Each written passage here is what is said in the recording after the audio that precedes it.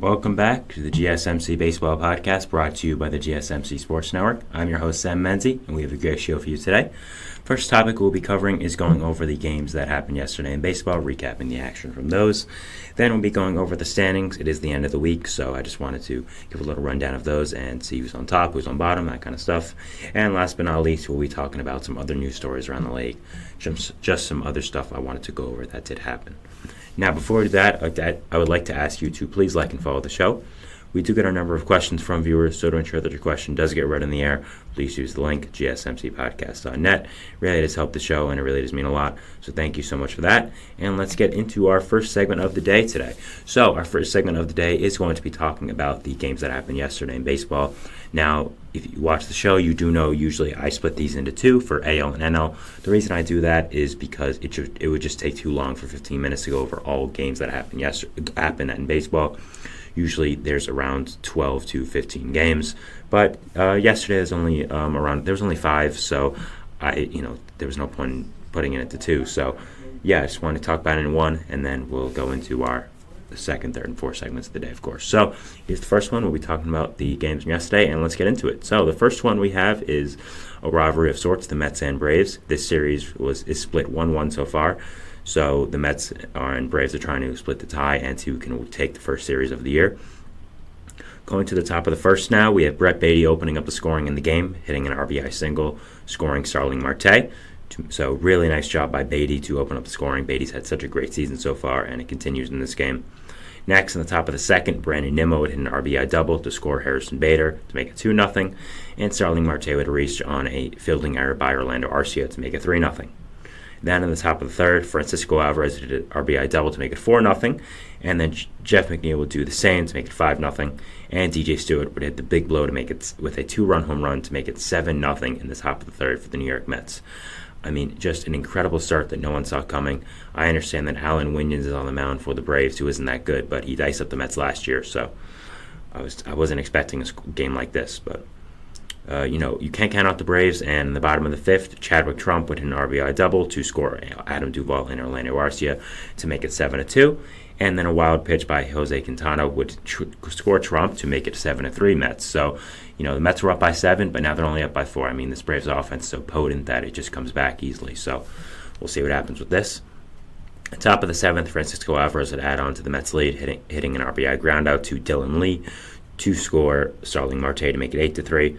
Jeff McNeil would then drive in 2 with an RBI single, making it 10-3 Mets in the top of the seventh. So at this point, it's a blowout, and Brandon Nimmo adds on with a RBI triple to score Harrison Bader, making it 11-3 in the top of the eighth. A wild pitch by Tyler Matzik would make it 12-3 Mets, scoring Nimmo. So at this point, it would just be a complete and utter blowout and kind of humiliating for the Braves. The Braves would score 1 with making it 12-4 with an Adam Duvall RBI single to score Austin Riley. Would not do much, as in the top of the ninth, with former Met Luis Guillorme pitching on the mound, position player pitching for the Braves. Tyrone Taylor would hit his first home run as a New York Met, a grand slam, as a matter of fact, as well, making it 16-4 Mets, where the score would end up being. So I don't think this is the score that anybody was expecting for this game. Two really good teams and two teams that are rivals with each other, and the score ends up being 16-4. The Mets win by 12. And they win the first season of the year against their dreaded rivals, the Braves. So, great job by the Mets. The Braves, of course, they did have Alan Winans on the mound. It wasn't their top guy, but still, only 4 runs is pretty bad, and giving up 16 is also inexcusable. So, yeah, pretty awful game by the Braves, but great job by the Mets to get to 5-7. After that horrid start, 5-7 is pretty great. Braves are only 7-4, only 3 games above. I mean, if they go on a little bit of a losing streak, we might see their season deteriorate rather quickly, especially now with the injury to Spencer Strider. I'm probably being a little overdramatic, but hey, you never know. For the Braves, they, of course, had Alan Winans on the mound, who I kept talking about. 5 innings pitched, 6 earned runs, 2 walks, only 1 strikeout, and a home run allowed. His ERA is 11 on the season. Not a good start at all. Nothing really to say about that. It was a really, really bad start.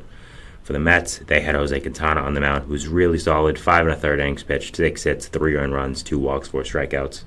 One of the most dependable pitchers in baseball keeps doing that. I mean, of course you want more than 5, but at the same time, it's the Braves lineup. They're really, really good. And I don't think that you can really ask for much more for a guy like Quintana. Just a really solid guy who's been at the forefront of this Mets rotation and some other rotations now for the past few years. So just a really solid presence to have in your rotation. Next game we are talking about is going to be Astros-Royals. Astros are hoping to not get swept in this series, with the Royals winning the first 2 games, but it would not get off to a great start, as in the bottom of the first, Vinny Pasquantino would hit an RBI single to make it 2-0. Nelson Velasquez would do the same, making it 3-0. Nick Lofton would do the same to make it 5-0. Michael Garcia would do the same to make it 7-0. And then Bobby Witt Jr. would hit a 2-run home run to make it 9-0 Kansas City. 9-0 Kansas City in the bottom of the first. What is going on with the Astros? I mean, man. Top of the fourth, Yanner Diaz would hit a solo home run to make it 9-1, so I guess that'd be something. Mauricio Dubon would hit an RBI single to make it 9-2, and then Yordan Alvarez would walk to make it 9-3, but would be no match, as Vinny Pasquantino would again come through, hitting an RBI double to make it 10-3, and Bobby Witt Jr. would hit his second home run of the game, his 4th of the season, to make it 13-3 Kansas City, where the score would end up being 13-3 Royals. Not just against the A's or someone like that, against the Astros, 13-3. Just an incredible feat. I mean, wow. The Astros had Hunter Brown on the mound, who had one of the worst starts in probably Astros franchise history, going 2 1/3 innings, giving up 11 hits, 9 earned runs, no strikeouts, a walk and a homer, getting his season ERA to 16.43. That's not good, I don't think. I don't think that's very good, guys. I don't know about you, but I wouldn't be wanting my pitcher to have a 13.43 ERA. I mean, it's just insane. The Royals had Brady Singer on the mound, who was pretty great. 5 innings pitched, 5 hits, an earned run, 2 walks, 4 strikeouts. But, I mean, man, the Astros have been killed with pitching injuries so far, losing guys like Verlander, McCullers, Luis Garcia, Jose Urquidy, Framber Valdez, and you need guys like Hunter Brown, who are fixtures in your rotation, who are great pitchers, who are now becoming, your ace of that rotation right now because you have Valdez out and Verlander out. You need these guys to step up. And giving up 11 hits and 9 earned runs in 2/3 of an inning it's not what you want. I mean, I don't know what's going on with the Astros right now, but it's not good. I mean, currently they're 4-10. They just got swept by the Royals, who I don't want to make it seem like the Royals are the Royals of the past. The Royals are a pretty good team nowadays, but at the same time, you can't get swept by them. They're not a World Series contender. It's just the Astros are not looking good right now, and the Astros do have some problems, I will say. Next game we'll be talking about is A's Rangers, which was definitely not as exciting as the other game.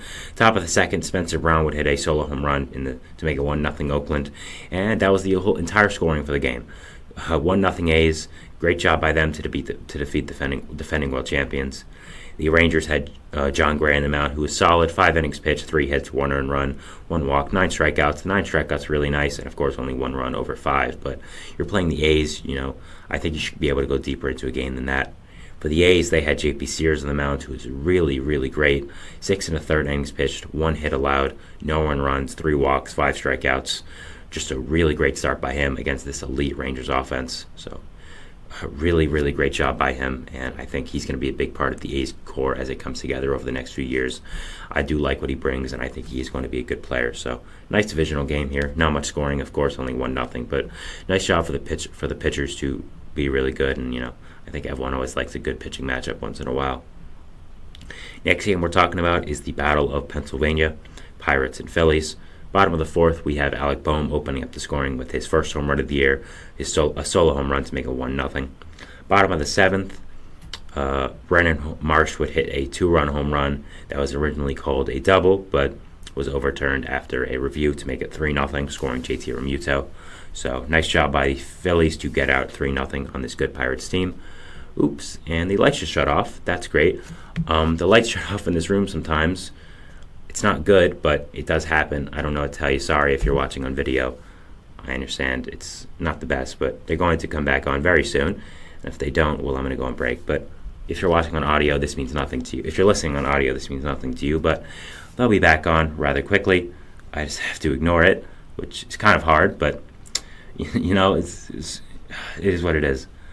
In the bottom of the seventh now, Bryson Stott would hit a solo home run to score Nick Castellanos to make it 5-0.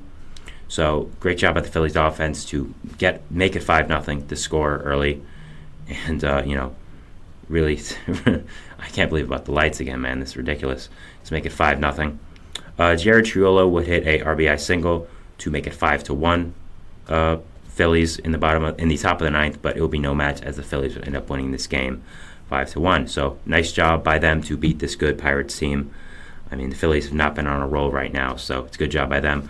I'm going to try to get the lights back on. Give me just a second. Sorry about this, guys.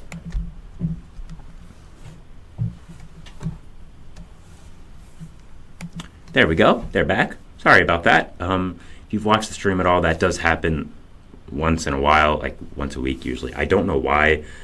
It's very strange. I don't see it happen with anyone else, but anyways, for the Pirates pitching, they had the rookie Jared Jones on the mound, who was really great. 6 1/3 innings pitched, 6 hits, 3 earned runs, no walks, 8 strikeouts.